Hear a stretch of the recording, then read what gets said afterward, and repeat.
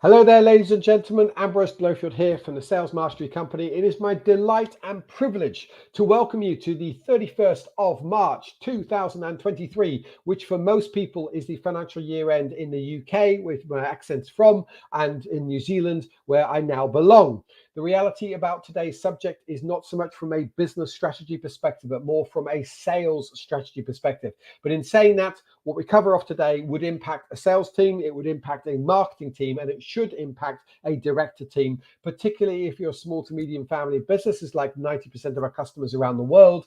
This is something you've got to get right and you've got to get team alignment for. So if you're watching this live by yourself, I suggest bookmarking it and then sharing it with your team, and ideally watching it with your team. Anyone planning your sales focus for the year ahead, anyone involved in your marketing strategy for the year ahead, and anyone involved in your business strategy for the year ahead, this is a perfect opportunity.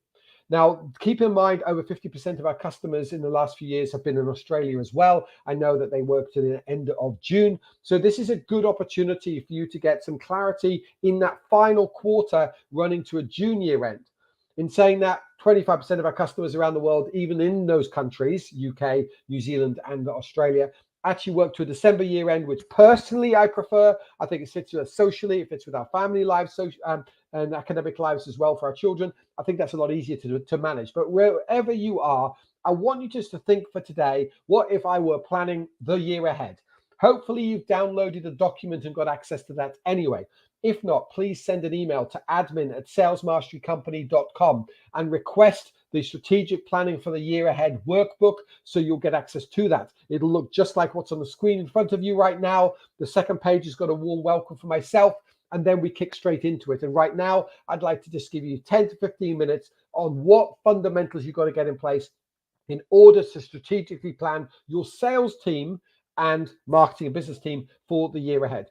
Firstly, as we know, to fail to plan is to plan to fail. That's been an anonymous saying used by business planners and strategists and certainly business coaches like myself around the world. I think there's some good value in that. To fail to plan, I'm sorry, it is negligent to do so.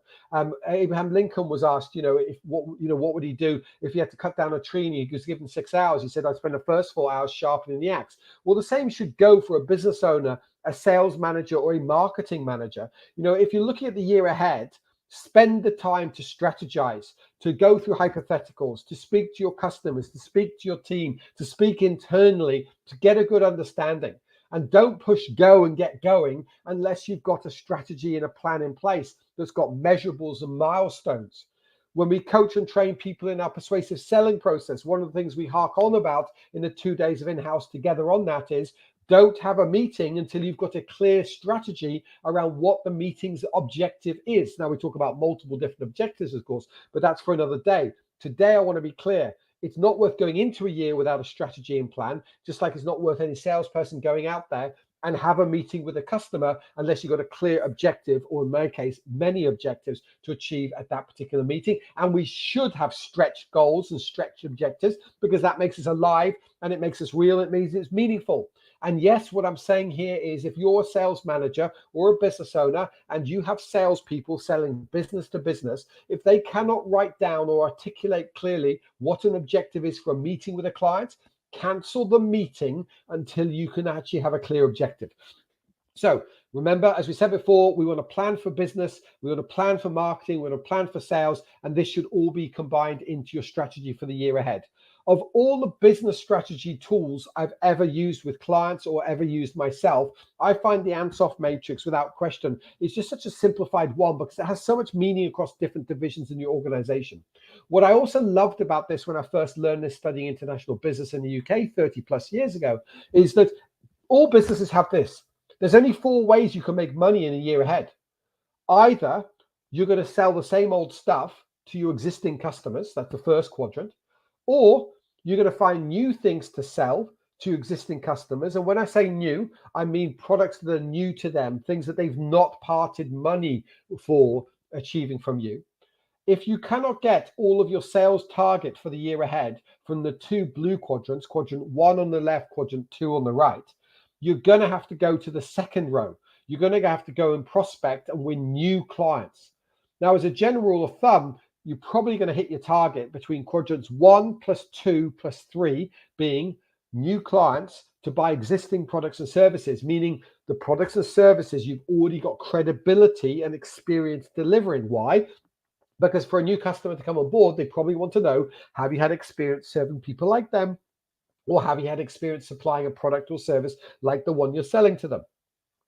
Most people will achieve next year's sales targets by putting a numerical dollar or euro or pound amount in each of those 4 quadrants. But the fact is, you probably don't need the 4th quadrant. The 4th quadrant is the sort of quadrant that Richard Branson likes to play in from a Virgin Group perspective, where in the UK, he was, focusing on Virgin Trains in the UK, and then about a week later launched Virgin Blue as a budget airline in the South Pacific based out of Brisbane. As you can imagine, no one standing on a train in the UK would then think, oh, I should get on a plane, fly around the world in order to use his connected airline, because it's completely unconnected. And he's made famous that sort of technique. And without question, it's an exciting way to live. Certainly people in the early days of the pandemic that we had a few years ago, they talked about that. Well, I can't supply sites what I'm doing. I've got to jump into something brand new to survive. That's fine. You were forced into it. But that's very, very rare. So the first thing to do for strategic planning is to say to yourself, as a collective sales team, how much of our sales goal for the year ahead is going to come from each of those quadrants? Now, a lot of people say to me, well, how much is on average? Well, here's a rule of thumb. The first quadrant will probably be somewhere between 60 and 70% of your income for the year ahead. Quite predictable, quite repeat, if you're like 90% of our clients over the last 18 years. And then often you'll find maybe 10, 15, 20% of sales could be got out of your existing customers if you simply cross-sold them to new products and services that you now charge them for. And yes, you might have introduced them to them 6 months ago, even 6 years ago, but maybe your sales team needs to be more proactive at account management and sell it into them. And then often people have to get 10 or 20% of next year's sales from customers they've not bought from before. This throws up the next question. What's a new client? Well, as a general rule of thumb, a new client is somebody that you have not invoiced in the last 12 or 24 months. That's the definition I would say applies to 99% of the thousands of clients we've coached over the years. That would be a good rule of thumb. So we've not charged them for anything in the last year or two. Therefore, customers who bought from you 5 years ago, you might as well consider as a new client, despite the fact that they know your team or know your brand already. So that's a really important thing to get in place. So start with the end in mind. Break it into those 4 quadrants, probably 3 of those quadrants. That's then going to throw up a few questions. It's going to say, well, will my accounts actually go and do that? Will they produce that? Do I rank my customers? That's account management. We'll touch on that in a moment. How much are my key accounts going to be worth the year ahead? That also then applies to the marketing team, who should be thinking about, well, what product lines are going to produce what income? That then throws up a question for the operational team. What stock levels do we need to carry in those products or services? Or what numbers of resources do we need to have in place to deliver that amount of services and that amount of products to our existing customers and prospective customers? It might throw up a cash flow question for your finance manager. Hence, the actual matrix of the Ansoff matrix is incredibly powerful. And if you get team alignment to begin with, that's a great way to start a year. Again, to be stressful about this, 31st of March is really not the time to start planning your next financial year, because it's already upon us tomorrow. But if you're in Australia and you start the exercise today, then maybe by the end of June, you'll have it in place and you'll know what you're doing for the year ahead. And if you get stuck, as always, just flick an email to admin@salesmasterycompany.com, and maybe it's worthwhile us having a chat. Then we come to the next point. I've talked about team alignment. What about team accountability? Now, I recently ran a masterclass, which is all about how do you create a kick-ass sales engine that is absolutely world-class, providing robust solutions that you're confident about, and a huge degree of accountability becomes part of that. There's 5 sales levers you can pull on when it comes to trying to increase profits and turnover in sales, or certainly 5 levers to pull on to make a more effective and predictable sales engine or sales department. The 5th one of those is accountability. Now, that then points to the business owner or the sales manager being able to coach and hold accountable every member of the team, including themselves.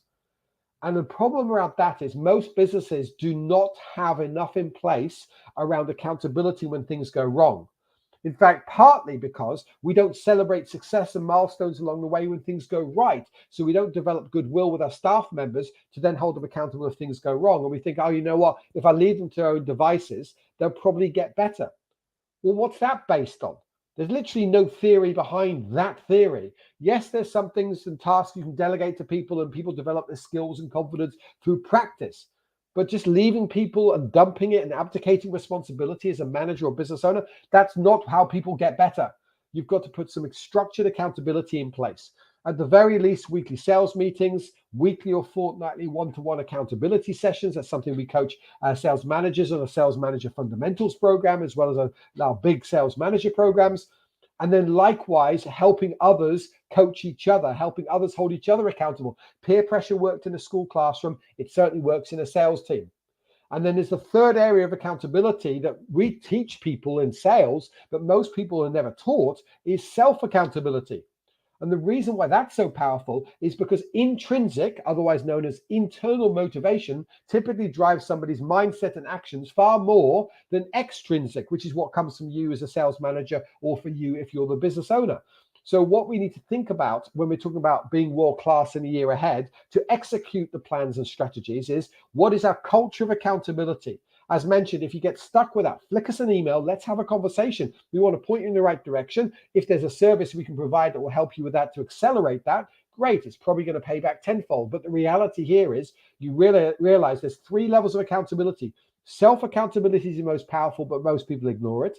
Peer-to-peer accountability is very, very affordable, costs $0, but most people ignore it. And the third area is extrinsic accountability by a manager or an owner is obviously the most common one, but people seem to half do it. And that's a real shame.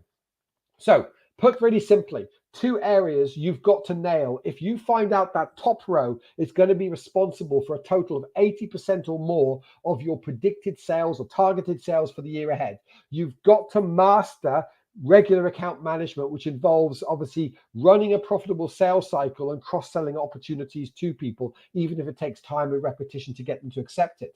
Then, of course, you need to go into what we're coaching people into our sales academy. We kick off in New Zealand, Australia in 2 weeks' time, is how to master key account management. Key accounts are your super A customers, your platinum customers, not just your gold level customers. They're the ones you'd probably shed a tear if they threatened to leave you, or they would shed a tear if they left you. They would miss you, you'd miss them, and it would be deeply dissatisfying for all parties were you to part ways. Now, the whole difference between key account management and regular account management is that key account management focuses on 3 to 5 years into the future. It's way more strategic. And you've got to ask yourself going into the next financial year, not just for your A's, B's, and C's customers, but for the best of the best customers, have you got it and mapped in detail what exactly you're going to do strategically with each of your key accounts, or at least each of your good accounts, so that you know what you're going to do proactively as a team? If that top row is going to be 80% or more of your sales for the year ahead, you've got to master account management. You've got to master key account management. That's what we spend a lot of time coaching and training people around the world. So the final thing I just wanted to comment on is, of course, if you can't get there, you're going to have to go through new clients. And to do that, you're going to make sure that you keep adding people into the process, no matter how successful you are. Prospecting skills and resilience in terms of mindset's got to be developed. The ability to cold call or walk in off the street is going to be important. Follow up and managing the sales pipeline is important. Learning from the hardships and the challenges of doing so is going to be important. Getting full team ownership and alignment around that is going to be a big challenge, because, of course, as humans, we're habitual people. We prefer working with existing customers. But if you can't reach your sales target without going after new customers, you better make sure we have an accountability around new business development to go and prospect to new customers. Very, very important that we cover that up. Now, as we mentioned before, we've got an amazing Sales Manager Fundamentals program. It's only $99 US per month, and people can stop anytime, so it's easy to grab that. It's something we've been doing parts of those programs for over 5 years now, and tested it and measured it and taken the best of the best, and it only costs the sales manager half an hour every fortnight to stay on top of that program for the compulsory training. But put really simply, from a strategy perspective, you do need a business plan for the year ahead. You do need a marketing plan for the year ahead. And therefore, you need also a sales plan and strategy for the year ahead. And if you get stuck with that and you want extra help on our academy, then just click on the link from the workbook to book in for a one-on-one session with us, in order that we can add some value to you. And more importantly, do share your success stories. Do share it with other people. And finally, do make sure you take action. I'm Bruce Blowfield with the Sales Mastery Company. Take care and take action from today.